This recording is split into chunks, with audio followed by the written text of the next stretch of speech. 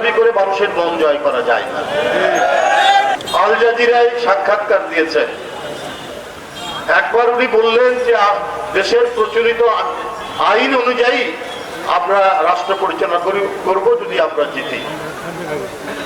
তখন সাংবাদিকরা প্রশ্ন করলো, আপনাদের এই তো আপনাদের কি বলে যে মূল যে দলীয় যে ইস্যু, আপনাদের যে গঠনতন্ত্র বা কোনোটাতেই তাদের কোনো কনসিস্টেন্সি নাই, তাদের কোনো সামঞ্জস্য বোধ নেই, কোনো প্রত্যক্ষ এবং জনগণের কাছে দৃঢ় অঙ্গীকার করার মতো কিছু নেই।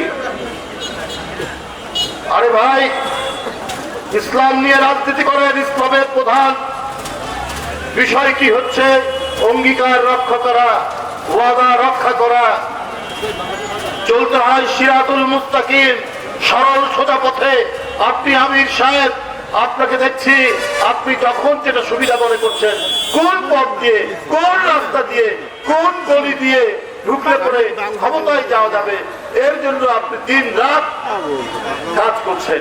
এই দলের ঐতিহ্য আছে, এর প্রতিষ্ঠাতা ৭১-এর স্বাধীনতার ঘোষক, এর প্রতিষ্ঠাতা ৭ই নভেম্বরের ঘোষণার ৭ই নভেম্বরে তিনি যখন রাষ্ট্র ক্ষমতার পদপ্রদীপের আলোয় যখন আসলেন, তখন তিনি উন্মুক্ত করে দিলেন গণতান্ত্রিক সমস্ত ব্যবস্থা, সমস্ত রাজনৈতিক দলকে উন্মুক্ত করে দিলেন, খবরের কাগজ পড়ার অধিকার উন্মুক্ত করে দিলেন, মানুষের সকল অধিকারকে তিনি প্রতিষ্ঠা করলেন। জিয়াউর রহমান না থাকলে জামাতে ইসলামের জন্ম হতো না, বাংলাদেশের মাটিতে জামাত ইসলাম রাজনীতি করতে পারত।